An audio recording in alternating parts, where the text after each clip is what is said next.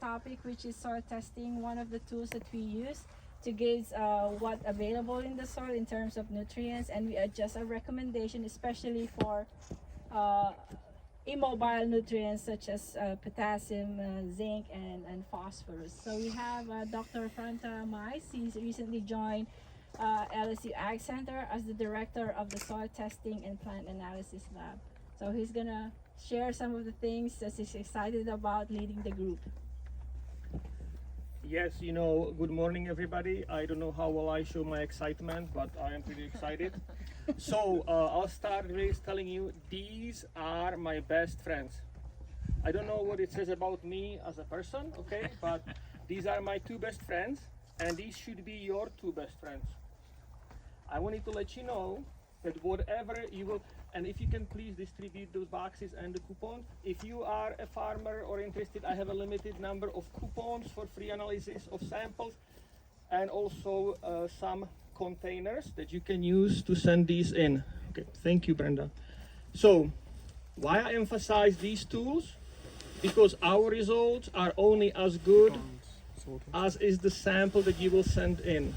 Okay, so you have a choice of properly sampling your field to obtain the background level of the soil available nutrients, and in order to do that, you have to go around your sampling unit. So in this case, if we are interested in this field, we would say with some certainty we could sample this field as one unit because it's in the same topography, and we don't have any difference in management. Okay, those are two big things. If you live somewhere further away from here where there's a change in topography, you have to pay attention to it.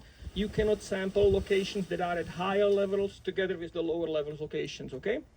And also the management, had we had, for example, this part of the field in soybeans over the summer and the next field to it was fallow, we cannot say like, they are both level, let's sample them together, okay? Because this field, as you've heard, will most likely show higher level of extractable nutrients, because we had something growing in here, something that retains the nutrients that could otherwise be moved through the vertical soil profile, okay? So, proper depth of sampling depends on what you are growing. If you are growing something that roots in top 4 inches, then you will sample to 4 inches. If you are growing something that roots at least in the beginning of its growth stages in 6 inches, you will sample to 6 inches, okay? So it's up to you. If you want to, you can sample in a number of different depths. You can sample 0 to 6 and 6 to 12 inches. But because we are trying to get a good idea what is the background value across the entire field, across the entire unit, we have to sample a number of different locations. Our recommendations say 10. If you go to higher level, if you sample 12 locations, slightly better. If you get above 15, you won't see much of a change. Okay, why do we sample a number of locations? Even though this field looks the same, soils are incredibly heterogeneous. I was at a conference recently, and there was a gentleman who talked about their experiment. They used a big tractor tire. They cut the surface off, put it on the surface of the soil, and they took soil cores coming from one side of the tire to the other. In dry soils, they saw like 30% difference in extractable soil values. And this was only in the diameter of a tire, tractor tire. So you can imagine in this field, there'll be quite a bit of heterogeneity. So we try to sample a good enough number of locations so we can obtain an average value. Where do we sample? When you are trying to get a good average value, you will never sample where you fertilized. So you will sample right here where I'm standing, if you know you fertilize there. If you actually remove these and level the field, then you can sample all across the field. After you send us the sample, we will analyze it, and in Louisiana, traditionally, we do not analyze for mineral nitrogen in the soil. We can discuss the details as why not, but we will give you an idea as to what are the extractable levels of the other macronutrients, phosphorus, potassium, calcium, magnesium, sulfur, and some micronutrients. We can also run additional tests if you desire so. Okay, and then what you need to know about our tests is they are an estimate of what could be possibly available in the field. Okay, they are not 100% truth value of what will be available in the field, and this is why we really have to pay close attention to our crops throughout the growing season, so we can figure out, do we see any visual signs of deficiencies? Is there something we could correct as the growing season progresses? And with this, I'll ask you to give me a lot of easy questions. A lot, so I look popular, and easy, so I can answer them. Why don't you test the nitrogen, since it's our biggest problem with fish kill? Okay. Nitrogen is available to plants generally in two forms. One is an ammonium form of nitrogen, which is a chemical formula of NH4+. The other one is nitrate, Na3-. In this part of the world and further north, soils will frequently, like every single particle that we take, will most likely have a negative charge on it. So if we have a NO3- and a negatively charged soil, there'll be a repulsive forces at play. So when it rains, all that nitrate will go whoosh. If it infiltrates, it will move through the soil profile. So the picture wouldn't be accurate, okay? If we would want to provide a meaningful input, we would have to sample at one day, and ideally, if there is no rain, provide the result within 1 or 2 days after the sampling, so you could implement the result, which would be slightly impractical if you consider that we should let the soil sample dry for at least 24 hours, so we can homogenize it and prep it for extractions. So the earliest we could deliver the results would be probably in 2 days. So the humidity and the amount of rainfall is one of the reasons. And the other reason is historical. You know, long time ago, when I was younger, nitrogen was a lot cheaper, so we didn't pay much attention to it as we do now. If you ask me, should we change it? Possibly. The speaker said no. Speaker said no. So yeah, we could change it possibly, but I can't change it on the fly. It requires a lot of work for us to determine as to what would be the crop response to the soil test. A lot of people would have to set up field trials where they grow different crops and see how these different crops respond to different nitrogen fertilization. It would be a lot of work that would take.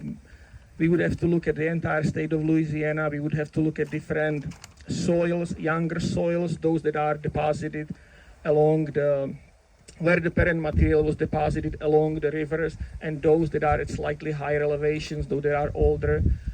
So yeah, I mean, it's a great idea for us to do that, but in the meantime, pay attention to your yield, pay attention to the condition of your crops, and use, if possible, variable application of nitrogen.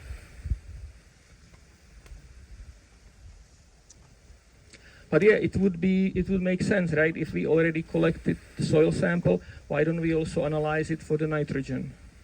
The nitrogen, when it goes into the water, it creates nitrogen oxide, which takes nitrogen rich in the water, kills the fish, and it also makes the grass grow, and that grass decreases the amount of oxygen Yeah. that's in the water, so that's negative impact. Yes, I can't agree with you more. Are there any other questions? Well, I have one. If this was your field and what's your professional opinion? Maybe this is 15 or 20 acres. How would you soil sample this field? So, great question. I'm glad you asked. I would select 10 random points. That's a strategy number 1 within the field, maybe 12. You have to keep in mind, never start close to any ditch or any communication. So you would have to start maybe 10 feet or so away from any ditches, from edges of your field. And then you can just go randomly through the field and collect your 10, 12, 15 locations, okay, to a depth for example 6 inches, then you mix it all in one big bucket and send us a pint of sample for analysis.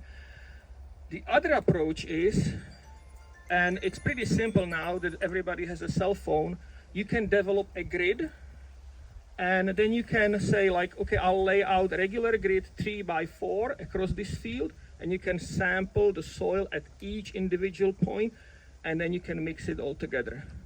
Or you can basically set up a zigzag pattern. You can go from here, select 3 points this way, then you can go that way, 3 more points, go that way, 3 more points. There are a number of different strategies that you can select, as long as you sample, as you distribute your sampling points across the field, it should provide roughly the same result. If you do grid soil sampling, it's a little bit more work at the beginning. However, you can then georeference your point, and so you know, if you want to send all 12 samples, you know what the extractable levels are across your field, but that increases the cost of the analysis 12 times if it's 12 samples.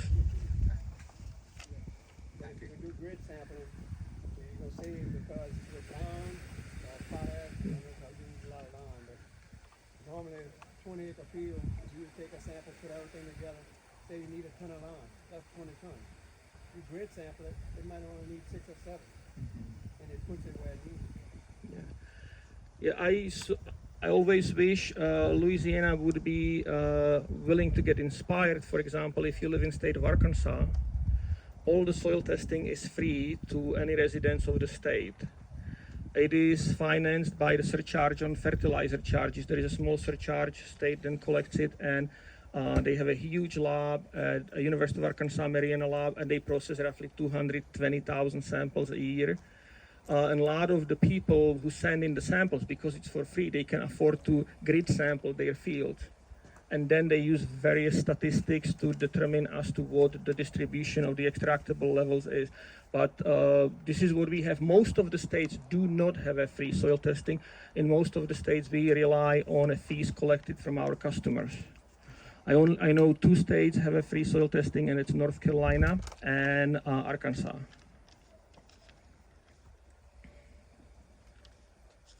So we should send our samples to Arkansas and North Carolina.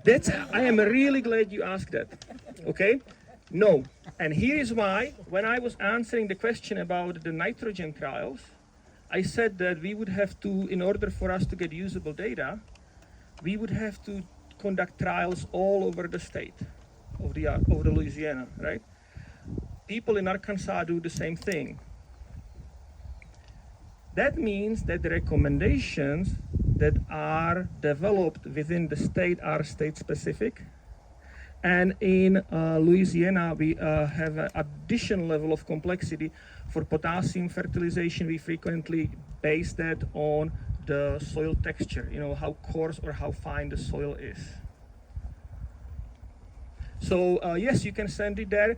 They may be using the same extraction method, which is a different question altogether. But then the recommendations may be different because they were developed by different set of people in different states.